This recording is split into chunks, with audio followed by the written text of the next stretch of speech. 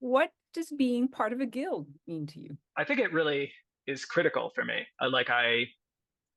I think that the creative practices I've enjoyed always involve a community of people. People who are there for the right reasons, who are interested in the same things, connecting with other people.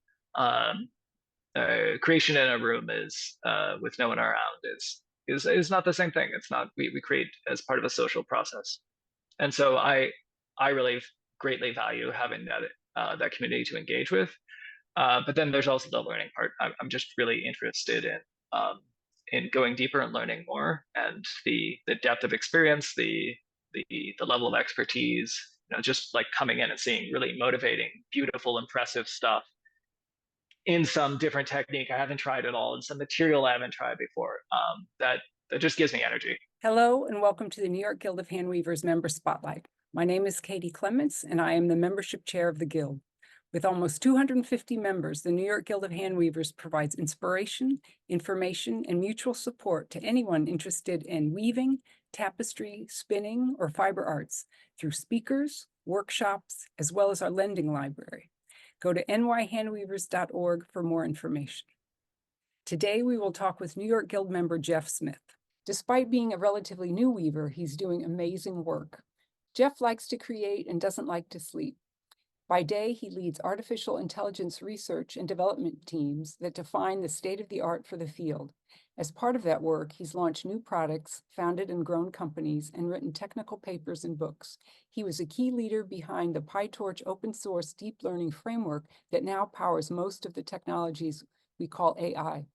On nights and weekends, he has created a lot of work for the stage, including several produced and published plays, as well as various contemporaneous classical music pieces and albums with the Ferrous Ensemble and Juilliard.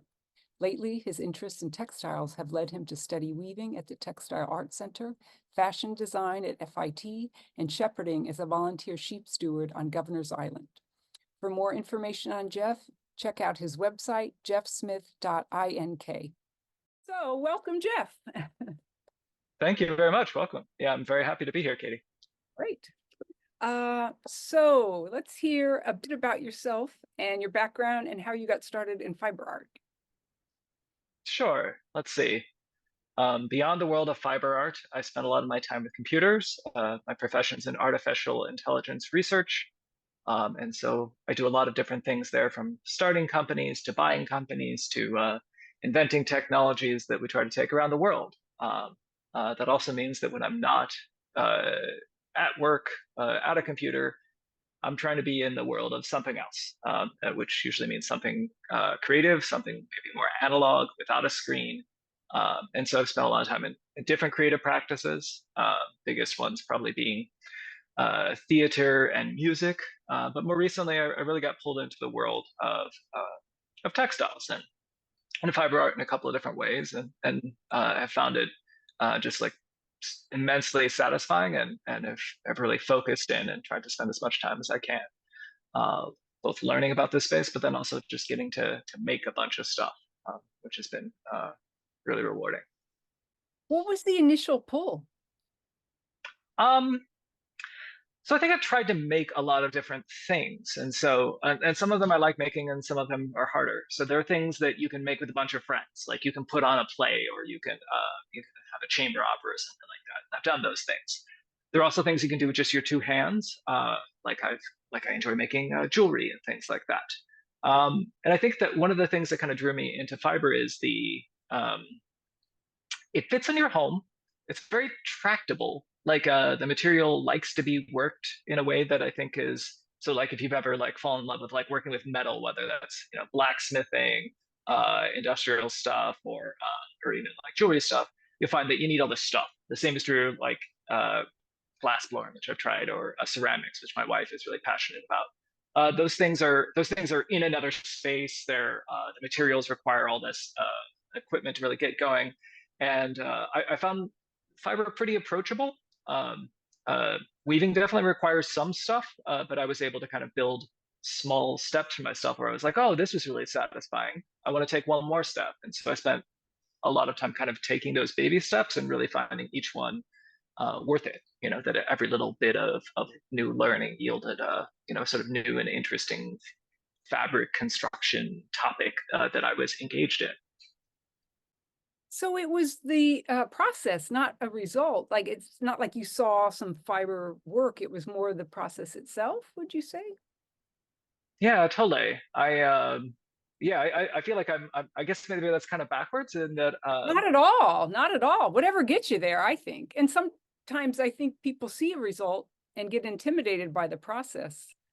So, Mm, you know, yeah, that's true. I mean, certainly you could look at like some incredibly fine threaded overshot or something like that and be like, oh, I want to make that, and then find out immediately, that it's 40 threads per inch, and it's like, ooh, that's so hard, and not find your stepping stones.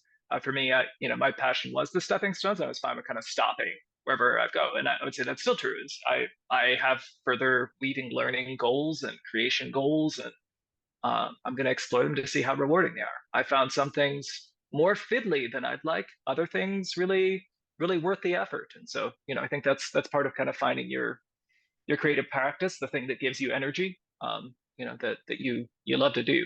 And I think there's a really rich space to explore in weaving, is what I found. very cool. Well, I'd like to hear more about the experience at Textile Arts Center, FIT, and the volunteer sheep steward. Those three all sound amazing. Sure. Those are different points. Let's see. So I think one of the things I had to figure out is how to learn in this space, and so I've done a mix of things of reading a bunch of library books, reading a few decades of Handwoven magazine, um, coming to the guild and asking people questions, just making things and trying and failing. I went to the TAC and took a couple of different courses in different aspects of fiber arts that I found interesting. And weaving course was really helpful in kind of getting you up and around a loom, understanding, how do you get set up? What are the tricky parts? What are your choices here? And really getting you going on. I think in particular, floor looms are a little bit complicated. They're not the most complicated machines in the world, but they're just a lot more complicated than a frame loom, where you can just sort of see. It's like, oh, I see. It's just a string being held in tension. Whereas a floor loom, 4 treadles, not a huge size. There's still a thing to learn. You have to apprentice a bit, and I think that was really helpful to get me rolling on understand making that transition, which I really put off for months and months of creation. I was like, I will worry about floor looms when I'm sure I'm in love, and then I crossed that boundary at some point. I'm just generally interested in this, in all the things you could do with textiles, and so that goes in different directions.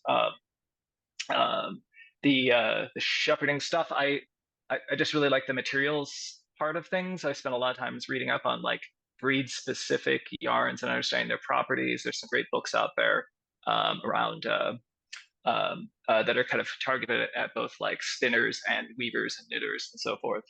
And I've really enjoyed that. I've seen a lot of shepherding and tourism, like around. So I spent a lot of time in the UK and got a chance to see like specific breeds on location and bring back home that yarn, use it and test it. And so, and then of course here in New York we have 5 sheep in a tiny flock on Governor's Island that are there, not for reasons of wool, but for reasons of eating invasive species. And then there's a collection of us volunteers who try to take care of them. And every so often they'll give us a little bit of yarn. If someone's interested in that, are they looking for volunteers? Is there a contact or? Yeah, every summer there's a volunteer program for this stuff if they keep running it. And so I don't know about this year since summer's getting started and we're training up people, so you'd be a little bit of a late applicant.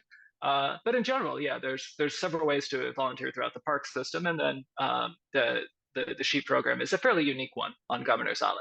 I think there's a couple of other organizations around New York City limits that occasionally bring in sheep in the summer. I think there's maybe another park and maybe a church, maybe one of the schools or something. But it's kind of a unique time to just kind of understand the animals that grow this the fiber that you love so much, and think a little bit about like what their life is like, how that's going to impact the fiber, which is going to impact the yarn, which is going to impact the fabric you make. And sheep are fun. They're not as tricky as goats in my opinion. Tell me about FIT. I don't have a lot of experience at FIT. I'm just studying concept sketching there and for fashion. And I hope to go a bit further. I think part of my interest here is as I started making more fabric, I started working with my wife on some of these things. So I'm really only decent at hand sewing, but she does a lot of machine sewing. She makes most of our clothing. She made the clothing I'm wearing today. And so we collaborate a lot on apparel. And so, like I may be hand sewing something, but she may be helping me think about the construction of that for a sweater, or she may be selecting textiles for the next sewing project she's doing, and I may be giving her a sense of like, well, here's how the weaving dimension of that's going to play out for you. Here's how to think about the weight, or here's how this twill is going to behave versus this basket weave, things like that. So it's a fun thing for us to kind of spend time in each other's headspace and think about our sort of own creative journeys. Yeah, collaboration. How great. Indeed, she's just down the hall, so it makes it so much easier to share ideas. Yeah. I was curious, do you find any commonality or intersection with weaving in music and or weaving in your technology work?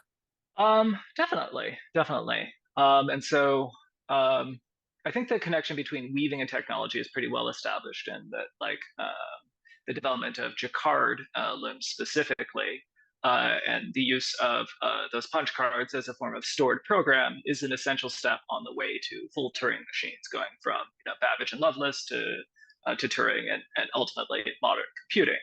And I think that's and there's some really interesting folks doing like academic research right now in terms of being able to take that further. For example, I saw some recent research where a woman was trying to produce a sub $300 3D printed jacquard loom that operated using computer vision technology. And so I think that was work out of Carnegie Mellon University.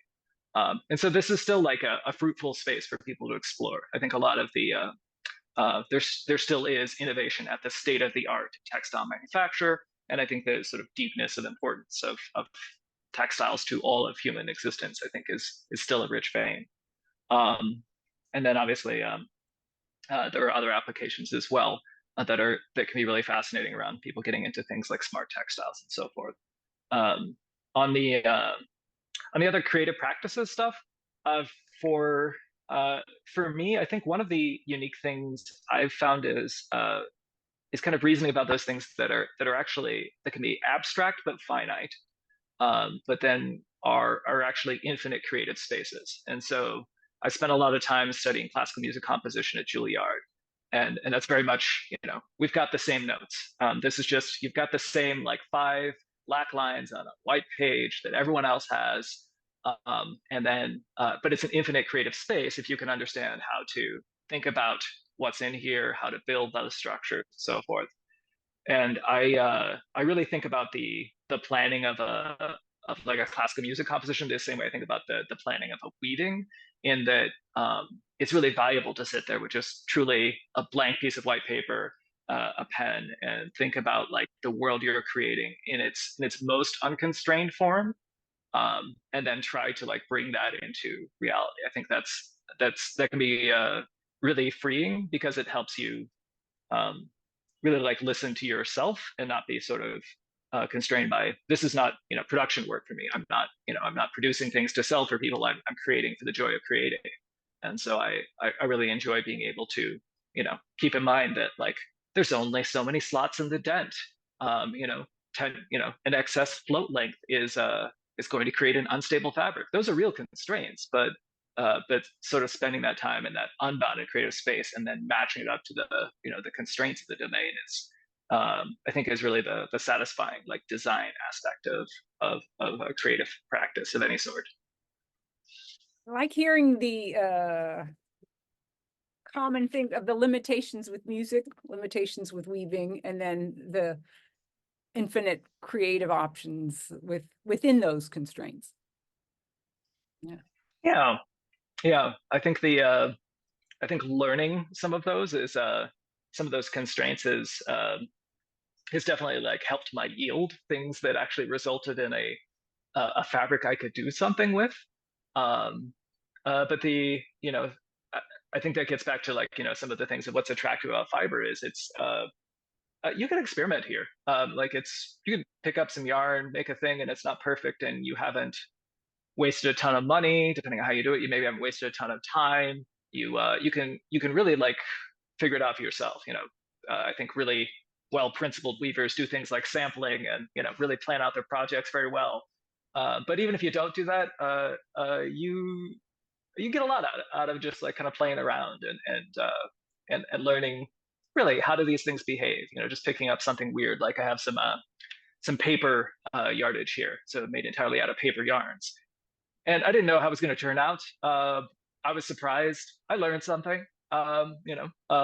It's uh, I think I find that again and again that there's sort of new questions to ask yourself about what happens when these things interlace in this way. There's still more to pull on as far as I'm concerned. Yeah. Yeah, you're a New York City resident. Do you have any workspace challenges as a fiber person living in New York? Yeah, And how do you just a deal with few. those challenges? Yeah, so let's see. Let's see. There's a couple of different challenges. Let's see. The biggest one obviously is the loom. And so for me, I baby stepped into like I built a loom out of an old canvas of my wife's is the absolute first thing. It's just like just a rectangle. Let's just do this and see if I like it. And so I took several baby steps along the way. The biggest loom I now own is a 8 shaft 10 treadle floor loom, but it also collapses batwing style and can be put against a wall, and thus like doesn't really take up a space I was using for something else. It's just against a wall that I wasn't hanging out next to that wall anyway. So that worked out okay for me. And then there's things like, well, once you accumulate enough yarn, you've got to organize it. You can't, unless you're really tidy about planning your projects, and I am not. I have yarn all around this room. Then you have to organize it. You have to find good space for it. I think that, and then that's absolutely constrains like what feels like a reasonable choice of loom for me, and I imagine for other people as well. It's just some looms are going to feel too big for what your apartment looks like, how you live your life, who needs to walk through. But it's with the diversity of looms and the thought people have put into collapsible and like X-frame looms and things like that, table looms. It's not like that you can't fit weaving equipment into a New York apartment and live the exact same life. You might sacrifice a little bit of space that you might use for something else, but it's I don't know. I feel like it fits into everyone's space if you're proportionate. It's just you can't have a barn loom if you don't have a barn. But that's usually not most people's goals anyway. So on the topic of inspiration, who and what do you find inspiring? I think it's a lot of things, and I think it varies over time. I would say I find myself like really inspired by traditions, and so like the historical traditions, and like overshot coming from Scandinavia into the U.S. and then settling in particular areas, and then increasing and in it's continuing on as a practice through coverlets and things like that, and then getting passed down, and then from extraordinarily complicated overshot patterns that were captured and recorded, and then oftentimes simplified for maybe the modern, more time-starved weaver and things like that. I really enjoy learning about those sorts of traditions, and I think that's actually like probably the number one thing I think of as like what inspires me in weaving is really like the thousands of years of human history within this space, and that motivates me to think very specifically about like unspun Lopi yarns or something like that, like they would use in Iceland. And why would they use them? How would they use them? The same as it would with like a krokbrag, like rug making techniques and the patterning that comes out of that. Just trying to learn really like this is a tradition. People have done this way many times. Why does it work this way? What sort of like things does it make possible? What things are harder? That stuff to me is really enriching, because I think you get to engage a lot more with historical examples, the literature out there, and I think I find it really rewarding when I travel as well. So I get to go into museums and they there are things that mean more to me there because I know like where they are from, how they were made, what that implies about um, what sort of fibers were they growing in this agricultural environment? What access to dye did they have? What sort of construction techniques? What does this mean about how they organized the weaving work, the spinning work, and is this a culture that does or doesn't do fulling, things like that? All of that really, I think, kind of just enriches other aspects of life that I find really rewarding. So what is it that impresses you or inspires you when you look at other fiber artists' work? I think it can differ a lot based on what someone's creative practice is. I think when I think of uh, like for example, some of the folks I've met through the guild, yourself included, who seem to really have a very strong matching between their intent and their result. The sort of like the ability to conceive of something where I really see the resulting, fabric looking very much what I presumed the intent to be, like that sort of mastery over a given set of techniques and understanding of the behavior that the yarns are going to have and the sort of full construction, like which gets down to the smaller things sometimes, which is like, oh, look at those selvages are really tidy and they're they don't distract the eye to really rich pattern and intelligent use of color. I would call myself a person who has a very um, modest relationship with color. I have a closet full of primarily gray and black clothing. I have a collection of gray and black and a little bit of white yarn.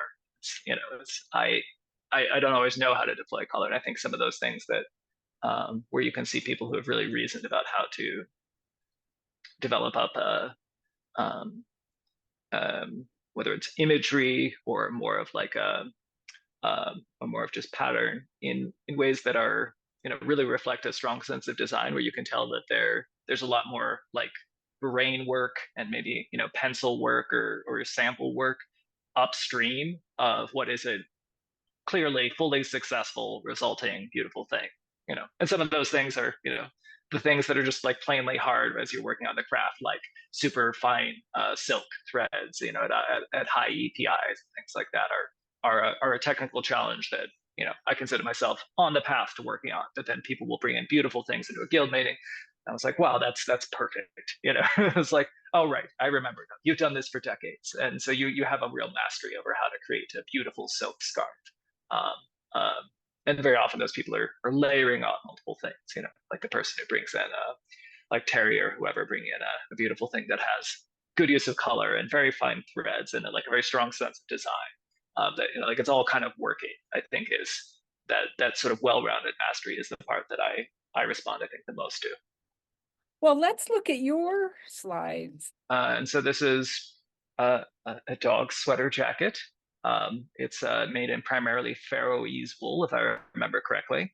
And so I started playing with breed-specific wools, and so it's kind of robust, but it's not necessarily a next to the skin sort of texture. It's made on a tapestry loom, a Murex, and so it doesn't have the advantage of things like treadles and so forth. It's a 2-2 twill, and then of course I did the hand cut and sew myself, and so all of that is it's hand sewing, edging, and things like that.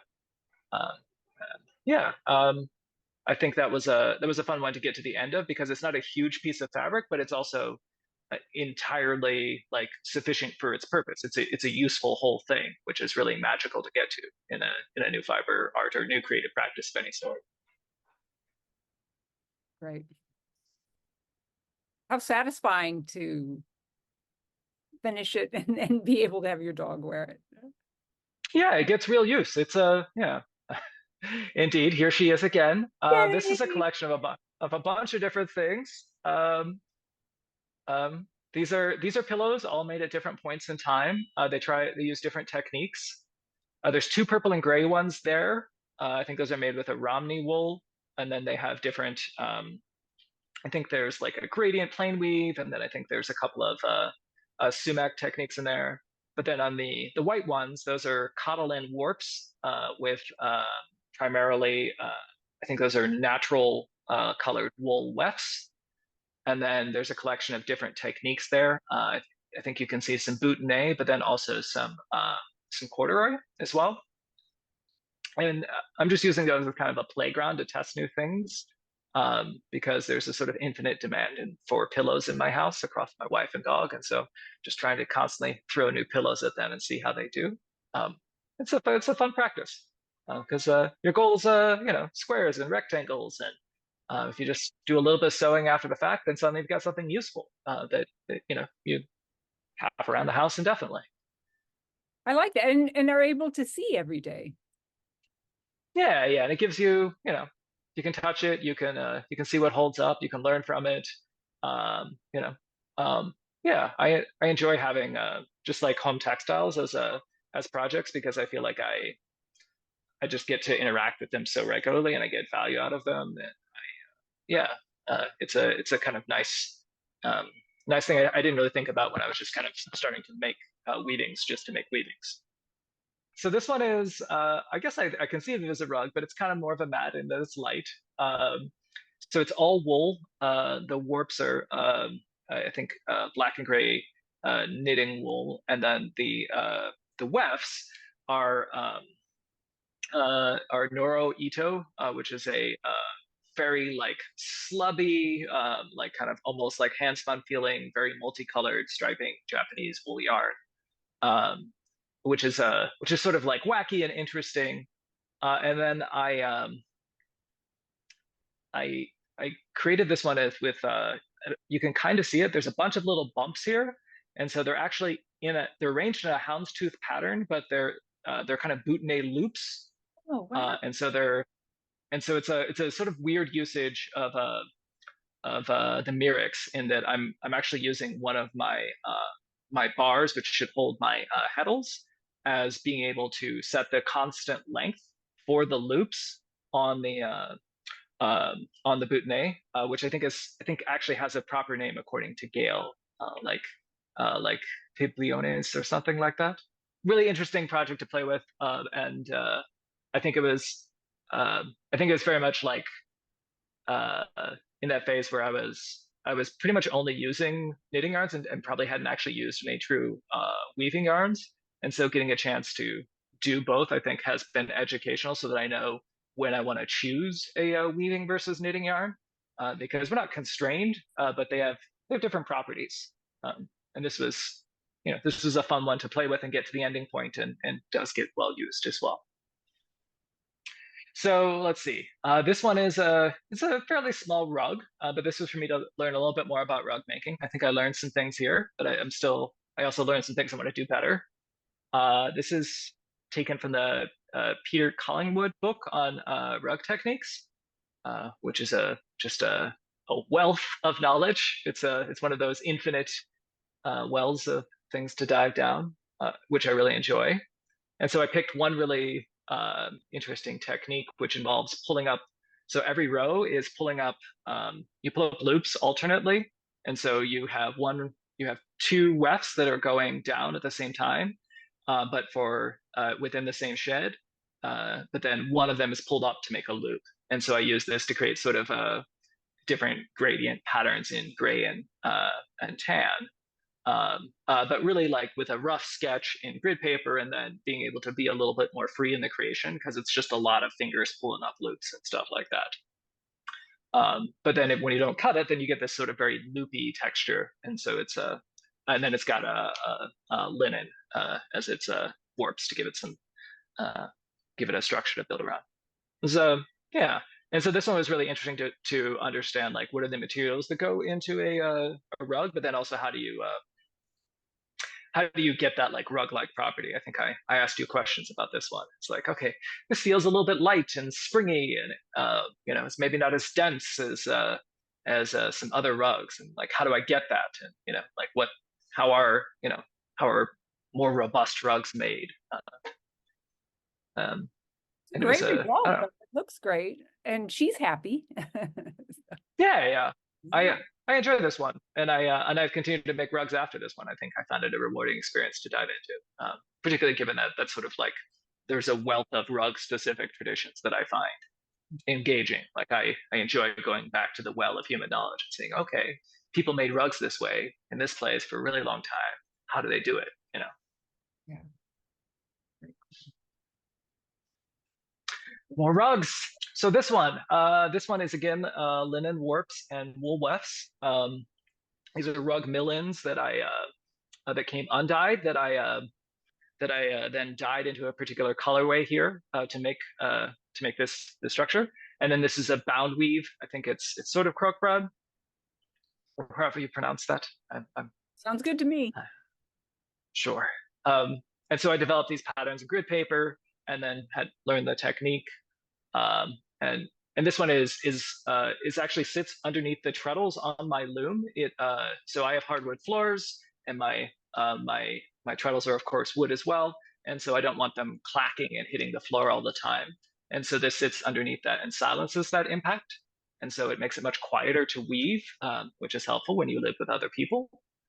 Um, and so it fits exactly under that space, and so it was made for purpose and really suits that purpose well. It's very dense, it's very firm, it's much more rug-like than my previous efforts. It's due to sort of the way that the bound weave technique and understanding more about how tightly it needs to be packed. I just got a lot more wool density per inch, and so that weight property really is behaving a lot better here, as a result of kind of just like paying attention to what this tradition says is like, how do you make this style of rug? And I'm very happy with the result. Yeah. And what is that twining at the end? Oh geez, I think there's half Damascus, Philippine, and then twisting around through and stitching back in on the inside. So it's kind of a three-step hand finishing on both ends that gives it a little bit of a kind of like ornamental, like rippled edge. It looks great. Wow. It's I'm happy with it and get good use out of it. This one's a preview, sort of. Yeah, let's hear this. Indeed. Sure. This is all alpaca knitting yarns. They're all undyed. These are the natural colors of the alpaca in both of those. This is really developed for my wife. She naps in that chair right there. She needs a blanket because it's right next to the window, which you can kind of see, and thus she can get cold.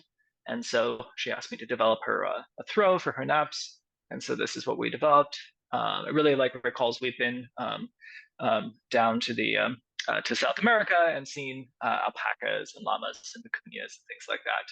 She had great fun with those things and loved those animals and thought they were fun and took all sorts of silly pictures with them. And so I wanted to recall that memory.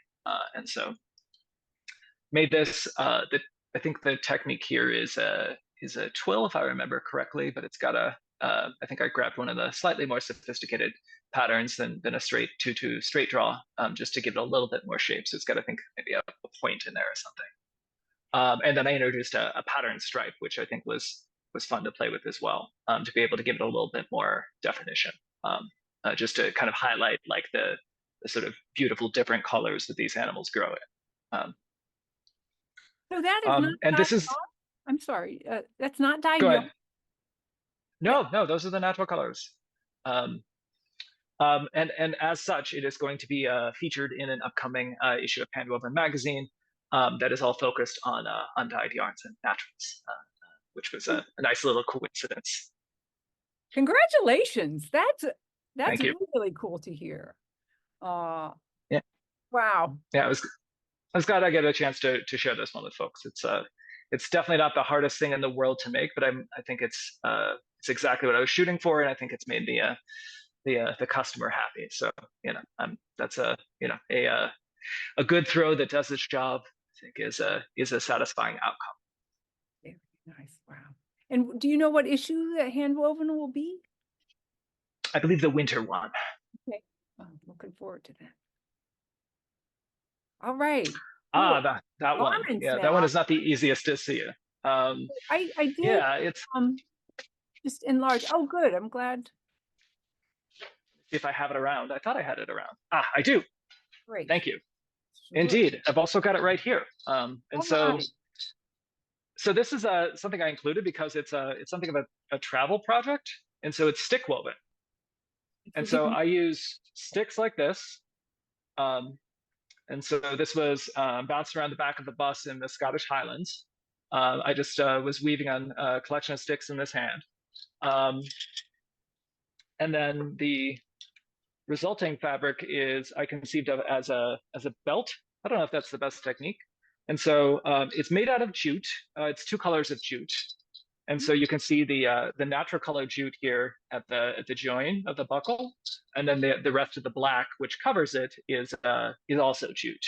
Um, but it's a but the stick weaving was something I had never done before, and I was trying to experiment to see which parts of weaving can you take on the road, which ones are more portable, since obviously knitting and crochet have a good reputation for portability for good reason.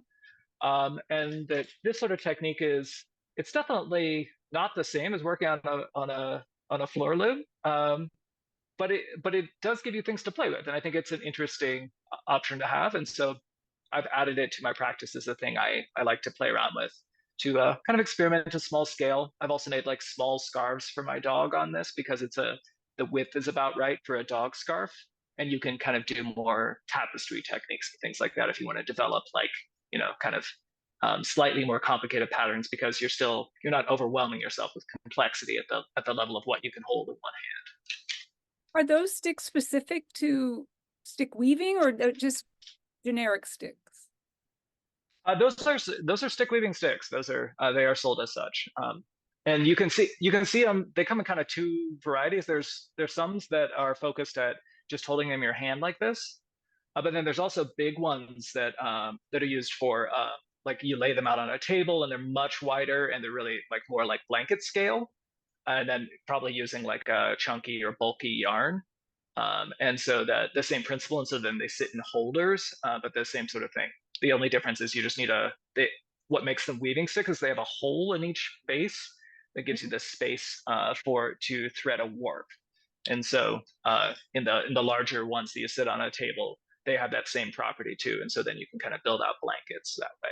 It's very low tech and simple, and you could probably hack it up if you really tried with a collection of Chinese takeout chopsticks or something. You could do it. Oh, okay, this is a good one. So this one connects back to the guild, and so I think we had some free yarn that we were supposed to use to like donate some yarn, get back some free yarn, make a project out of this one.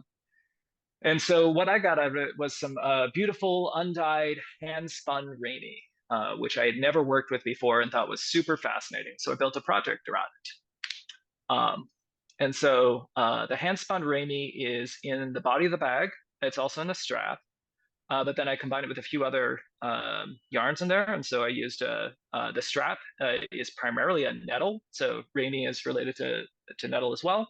But it's a hand spun nettle from I believe the Himalayas.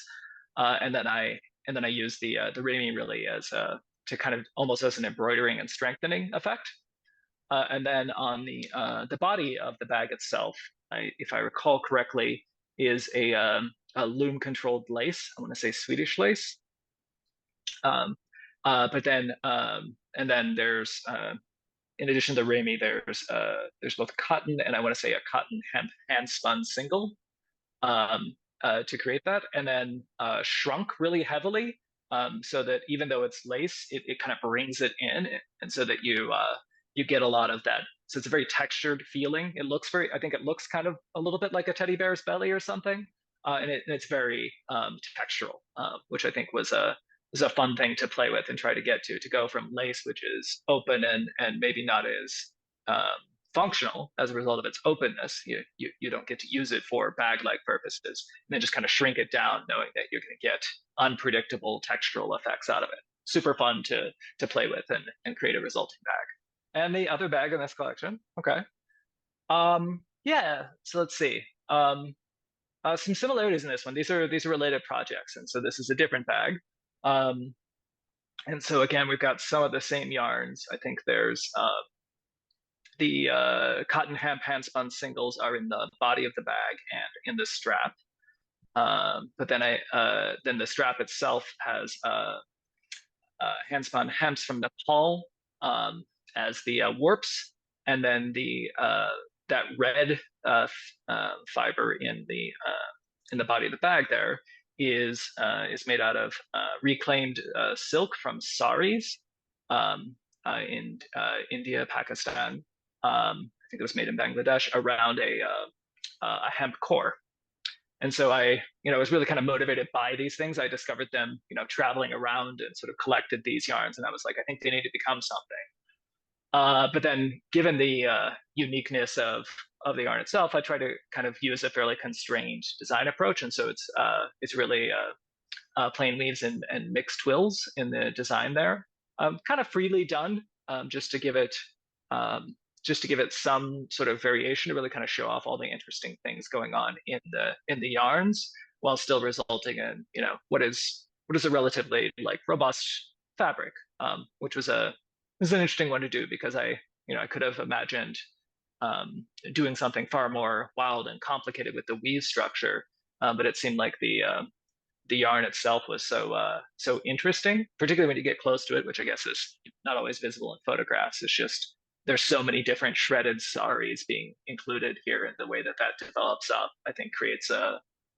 really interesting story of like how we can think about reclaiming textiles and reusing them, and creating new things out of the old. I think is really exciting and stuff I want to do a lot more of. Wow. Oh, who's the Oh, indeed. This is one of my nieces. Her name is Holland. This is not hers. She's just modeling. I made that from my grandmother, her great grandmother.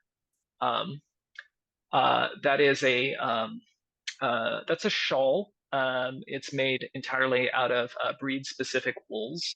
And so I was able to sort of write up a long note explaining where all the wools are from, and what they're used for. And so there's a collection there of you can see like some fairly solid or heathered ones, but then there's also an interesting one in there that I'm using as a pattern, which has some self-striping dyeing going on.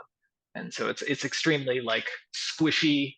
It's probably one of those times in which I maybe ran on the edge of danger on float length. There's some chunky yarns in there in spaces, and I'm really kind of relying on that property of wool to wet finish up into something stable there.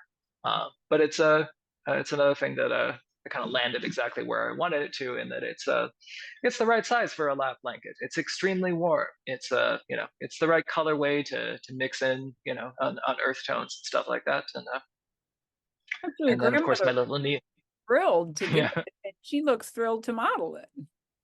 indeed, I appreciate her playing around with the Christmas gifts. Beautiful. Yeah. So this one is a silk noil project. I think I went to an event that actually probably you organized at Wool Inn, for the guild. Yeah. And at that event, I picked up some silk, and I never used this particular material before. And so the silk noil behaves. It looks much more matte, and so it kind of reminds me more of cotton, but it still has that kind of a silky hand to it. And then I dyed the yarns to be able to create an interesting colorway. So I think I got white and black, and then kind of wound on this pearl gray and black colorway. And then I really wanted to play with what's the absolute limit of variation you can make within a twill. And so there's what I would call a pattern here, and then over the entire length of the scarf, there isn't actually repeat of that pattern. And so I tried to figure out ways in which I could flip the color ordering and flip different arrangements of things, so that I could have these things where there are sort of repetitive stripes that are part of a smaller scale pattern, but at a larger scale, over then there are no pattern repeats. So you get this thing that has like similarity and difference, which I think is something that gets talked a lot about in weaving books, is like what do we do with hand weaving that can't be done on a machine, or just isn't going to be done on a machine? And these sort of like GAMP-like variations I found to be a really like fun design space to play around with. I think they're things you're not going to find, and if you constrain your design in other ways, you can be quite free in how much you explore differences in weave structure, and discover all the different ways they can show up in a fabric.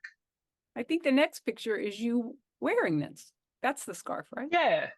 Yeah. So that's before dyeing, just to show. So one, to show the size of the garment, and then also to show it in the original white colorway, just to show how it comes out. And you can see like when it's in use, obviously you're getting just bits of impressions of the actual like weave structure and the pattern, which I think is really an interesting thing to play with because you don't need to operate like a machine. You could have a bunch of interesting differences in different parts of your textile, and they're not going to look wrong or messy if you kind of think through like how they come together. Oh, okay. So this is an overshot scarf. It was it's made for my mother. Um, it is based almost exactly on a handwoven project. So a project from Handwoven magazine.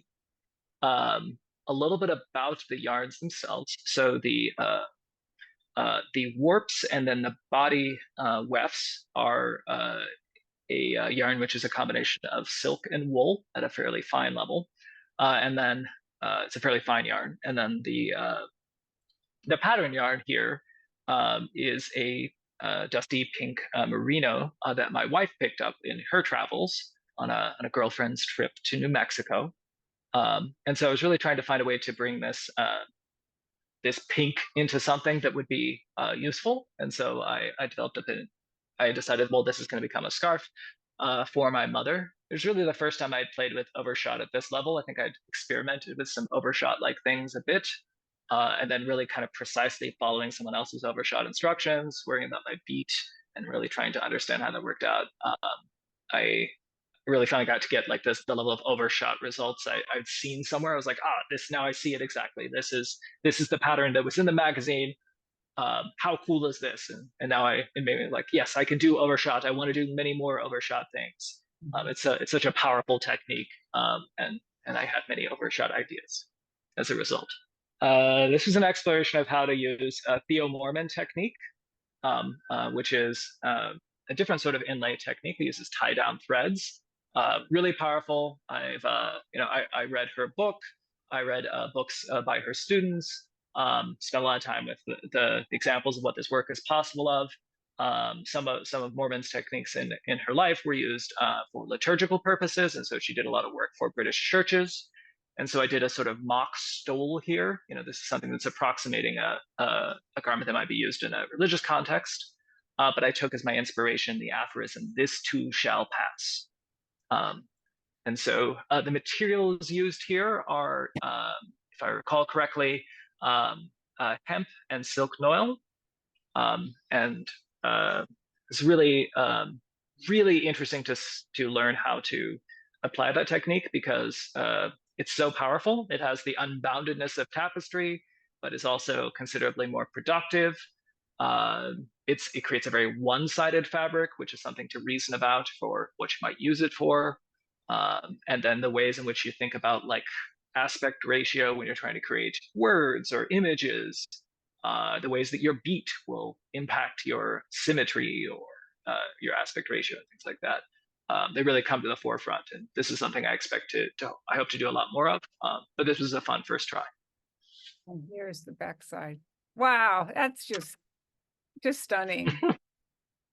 It's a fun one. I mean, it's got some funkiness to it in spots, but I learned a lot about like what the technique is capable of, and then like how much really like how much control you need to exhibit if you want like truly immaculate results here. I think this was satisfying, and I think there's a lot further you can take something like this. In the same way that tapestry is sort of infinite in its expressive capabilities, I think Mormon basically developed an alternative tapestry, and so I think it's going to be cool to keep exploring for hopefully years to come. So this is it's a wool sweater. Again, I'm playing with just a bunch of different twill variations for the most part.